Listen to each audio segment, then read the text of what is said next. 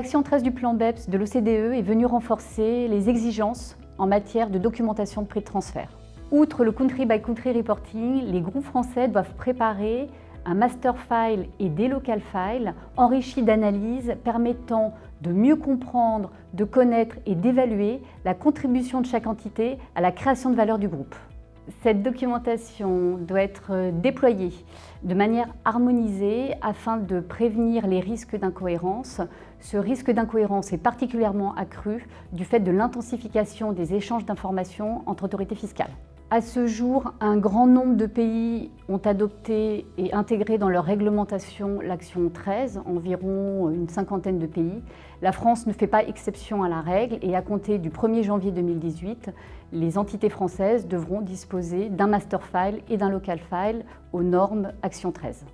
Les groupes français doivent prendre en considération ces nouvelles exigences et revoir leur approche documentaire.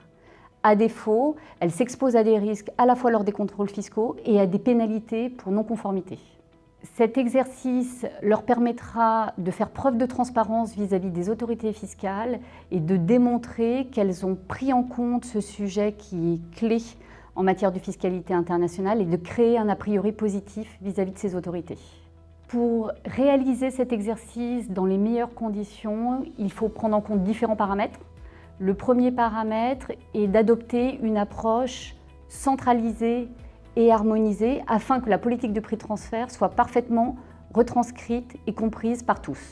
Il faut par ailleurs impliquer les équipes locales pour les responsabiliser sur cet exercice et les sensibiliser à la politique de prix de transfert, car ces derniers seront les premiers à être en contact avec les autorités fiscales en cas de contrôle.